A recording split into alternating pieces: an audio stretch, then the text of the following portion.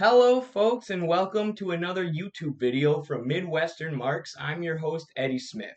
Today, we're going to be talking about a pretty famous Milton Friedman interview from 1979, where he's discussing the ideology of neoliberalism. He's arguing that free markets and individual greed on the part of every single member of society will ultimately lead to the best society for the collective. And he's also going to argue that every successful society ever has run on greed and also on free markets. Obviously, I disagree with this, so let's listen to Milton babble, and then I will respond and debunk his billionaire funded talking.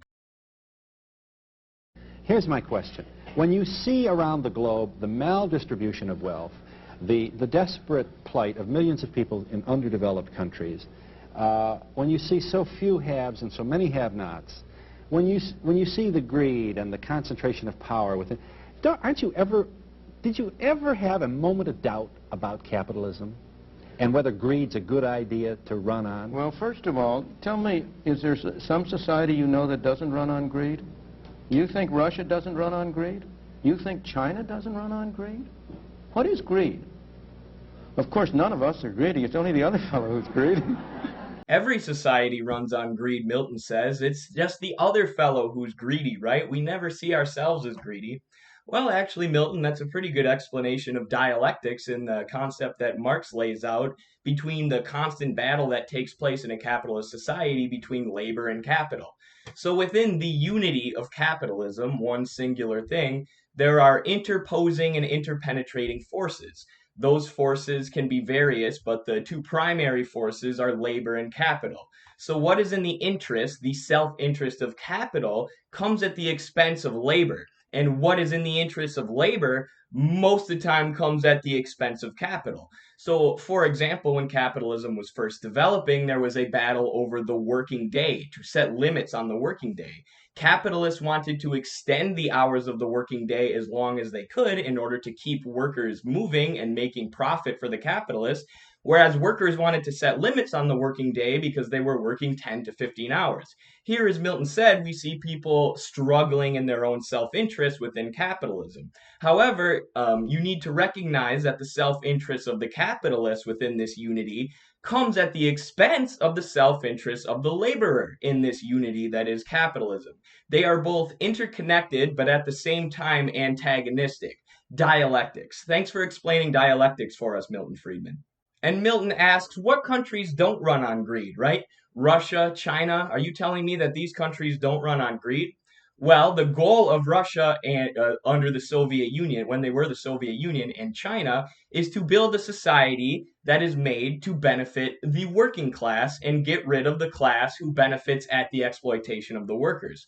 So in a way, they do run on greed, right? The greed of the working class. We are going to establish good living conditions for the working class. We are going to educate the working class and do all the things that for years capitalists had been trying to prevent them from doing, trying to prevent kids from going to school so that capitalists could use them in the factories, trying to work around any and all legislations that were put on the exploitation of labor by capital, because those two antagonisms are not reconcilable. When you have one, you're always going to have the exploitation of the other.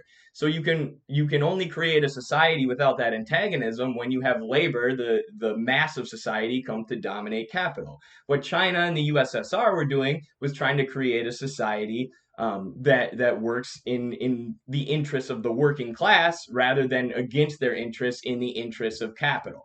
And what's funny is actually Milton Friedman was called into China when they were opening up their country to market reforms because Friedman had been writing books and giving lectures on inflation. And China wanted to know how to combat inflation now that they were going to have markets in their society. And the Chinese intellectuals were blown away at how dogmatic Milton Friedman was. Instead of coming and talking about inflation, Friedman just came and talked about free markets and how free markets are the only way to abolish inflation, and you can't have any government intervention at all if you want to do anything about inflation. And before he left, one of the Chinese officials actually told him, Milton, I think you'll be surprised to find in the future that our system is actually better than your system, which is dogmatically obsessed with free markets. Now, years later, during COVID, China is heavily invested in public essential industries like housing, transportation, and food, is heavily controlled by the government, the state, in order to prevent the horrible market effects that leave the working class without things like food, shelter, and the other necessities of life, like we have in the US, where we have more empty homes than we do have homeless people, or thousands of people who die every year because they don't have access to basic health insurance. And we are the richest country in the world, while at the same time, 78% of the working class lives paycheck to paycheck, because that relationship between capital and labor is antagonistic. It is not cohesive. And Milton Friedman's whole grift is based on pretending that the interaction between labor and capital is cohesive. And one final point here, those countries that Milton is trashing, the USSR and China, were attempting to build a state for workers in a world dominated by capitalism. So immediately, once these socialist countries have socialist revolution, you see the US and other Western countries using all the tools of capital to try and destabilize them. That is what the US did in Chile in 1970 when Salvador Allende came to power, before overthrowing him and sending Milton Friedman to be the economic advisor of the horrible dictator Augusto Pinochet. The world runs on individuals pursuing their separate interests. The world runs on individuals following their own self-interest. Okay, let's think about that. Let's think about the labor process that creates all the things that society needs to maintain itself. What part of that labor process is individual, is independent, is separate from everyone else? Hardly any of it. The entire labor process is incredibly cooperative. You go to work and you have to work side by side with your coworkers or you wouldn't get enough work done.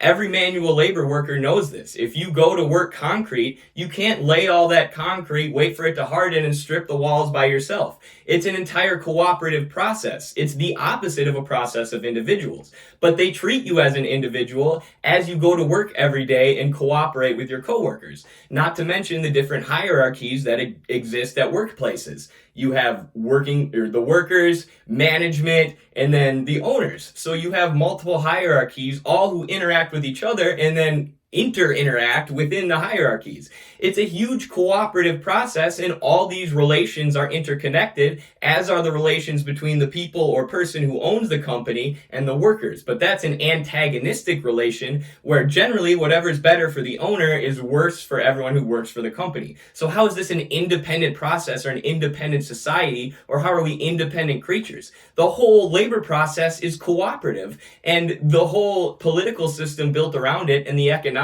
built around it is based on this lie that we're individuals acting like robots in our own self-interest.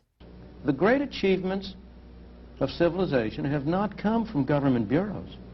Einstein didn't construct his theory under order from a bureaucrat. Henry Ford didn't revolutionize the automobile industry that way. Henry Ford made the lives of his workers more monotonous by putting them on an assembly line where they only do one task all day while increasing his own profits. Albert Einstein was a socialist. Almost all the studies today show that most innovations in science and technology are state subsidized, and the Soviet bureaucracy dominated the US in the space race, other than getting to the moon when the US declared themselves the winner. In the only cases in which the masses have escaped from the kind of grinding poverty you're talking about, the only cases in recorded history are where they have had capitalism and largely free trade. If you want to know where the masses are worst off, it's exactly in the kinds of societies that depart from that. The only countries that have been able to bring their masses out of poverty and develop have been those that implemented free markets and free trade. Forget how the Soviet Union industrialized and became went from a feudal agrarian society into one of the most powerful superpowers in the entire world through central planning.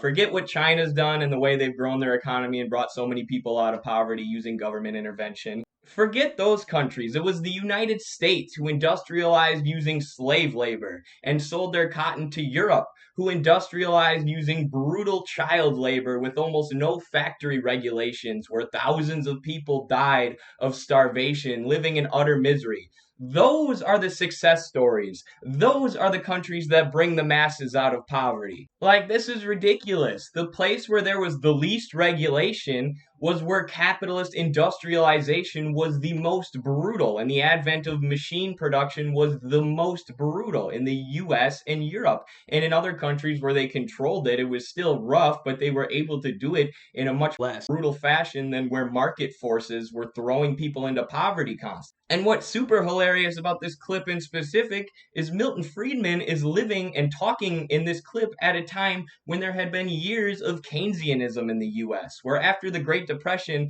workers said, hey, this whole capitalism thing doesn't really work for us. They formed into unions, and you had the largest number of wildcat strikes in the 1940s post World War II. And even before that, and continuing after, you have the implementation of lots of social programs. You have the New Deal, you have Medicare, you have Medicaid, you have Social Security. These programs, Keynesian programs, meant to put buffers on capitalism to make sure capitalism doesn't destroy the workers. Now, after 40 years of Milton Friedman's neoliberalism and telling the workers that the more the government does for them, the worse off they'll be, we have a situation where 78% of American workers live paycheck to paycheck, and our country is dominated by a financial oligarchy of banks. And Milton Friedman got a chance to test his theory when he went to Chile after the US overthrew Salvador Allende. And you see him here bashing countries where they've gone away from free markets. Well, what happened in Chile was getting $200 million or $1 billion a year from the global financial institutions dominated by the West until they democratically elected a socialist, and that number went from 200 to 2. And the US did what Nixon called making the economy scream, doing everything they could to put Chile's masses in poverty via destabilization efforts and the CIA and economic embargo in order to make them overthrow Salvador Allende, which they didn't do until the CIA went in and got on the ground and organized the dictator Augusto Pinochet, who would brutally come to power and rule with an iron fist, murdering and torturing anyone who wanted the state to do anything in favor of the workers. Milton Friedman was the economic advisor for that guy. After Milton Friedman left, Pinochet would later have to renationalize a lot of the industries that he had sold off to private entities because people were threatening to have another revolution, despite the fact that Milton Friedman and his cronies refer to Chile as the Chilean miracle and pretend that Milton Friedman fixed the economy. It's because GDP went up, and as soon as they implemented neoliberalism, you had one class of people in Chile get super wealthy while the working class experienced 20 to 30% unemployment. Because as we said, these classes are antagonistic, but Milton Friedman and his school of economics has no concept of this. So if they see GDP going up, or if they see people getting rich, they go, oh, we did it. The economy's great. Ignore the 20 to 30% unemployment. So there you see the US overthrowing countries, which Milton Friedman say only failed because they didn't have free markets. And also you see Milton Friedman's free market policies failing in those countries the U.S. overthrew. So that the record of history is absolutely crystal clear, that there is no alternative way so far discovered of improving the lot of the ordinary people that can hold a candle to the productive activities that are unleashed by a free enterprise system. So I guess Milton Friedman, if he were around today, would just support China now. He would say, oh, I used to think markets were really great. I used to worship these markets, but now I see how the Chinese Communist Party has allowed markets into their country and manipulated them using the government and the state to get whatever results that they want. Therefore, I am now a supporter of China. Milton Friedman is a tankie confirmed. But it seems to reward not virtue as much as ability to manipulate the system. And what does reward virtue? You think the communist commissar rewards virtue? You think a Hitler rewards virtue? Nobody's arguing for a society based on virtue. Maybe at a higher stage of communism, that's the ultimate goal. But ultimately, we're looking at the antagonistic interests within capitalism, labor and capital, and realizing that in capitalism, to succeed is to get as much money as possible. And the more workers that the capitalist exploits, and the harder he exploits them, the more money he makes. So that is what the society is driven on. The society is driven on exploitation. If you got rid of the exploiting class, you could create a society based on the self-interests of everyone. And then maybe after that, you could create a society after years of development that's actually based on virtue. But for now, we just want to create a society that's not based on exploiting as many people as possible, so you can buy 100 mansions, or Jeff Bezos just bought a yacht that needs another yacht to prop it up because it's such a big yacht. That's what we're trying to get rid of in society, Milty. I kind of sounded like a lib there. Read what Che Guevara said about socialism and virtue and being a virtuous person as a part of the transition to socialism. Yeah, screw you, Milton Friedman, you individualistic, selfish goon. You think, excuse me, if you'll pardon me, do you think American presidents reward virtue? Do they choose their appointees on the basis of the virtue of the people appointed or on the basis of their political clout? Is it really true that political self-interest is nobler somehow than economic self-interest? You know, I think you're taking a lot of things for granted. Actually, Milton, I think the political realm is a reflection of the economic realm. So in the economic realm, we have a small group of incredibly wealthy people benefiting off the exploitation of the vast mass of the rest of society, and therefore the person or political appointees are chosen based on who has the most wealth and who has the most political clout. For example, Donald Trump appointed to Secretary of State not one, not two, but three weapons manufacturers. He appointed them because they have connections with private industry, so Trump can know which countries he needs to missile strike and invade in order to increase the profits of the weapons manufacturers. So there you see our political sphere is nothing but a reflection of our horribly murderous and exploitative economic sphere. And just tell me where in the world you find these angels who are going to organize society for us. Well, I don't even trust you to do that. It's the working class, not one working class individual, but them working together as a collective, a concept that Milton Friedman is not familiar with, who can bring about a revolution which will bring about a new structure and a new organization of society. This is how class struggles always worked, and the struggle that moved us from feudalism and the feudal mode of production into capitalism. You had peasants and workers rising up against the aristocracy and the monarchy and the church at the time. And the church and the mouthpieces of power at the time and those who own land said very similar stuff to what you hear Milton saying in this video. No other society is possible. This is the only way things work. There's no such thing as exploitation. The greed of the monarch in the church is the greed of the people. Whatever's best for them is best for society. Until people realized it was ridiculous, got their pitchforks, and overthrew the king and queen, which is exactly what we need to do now with these capitalists who rob us and force us into exploitation every day. All right, everyone, this has been Eddie Smith responding to Milty Friedman. Thank you for watching. Midwestern Marks, solidarity.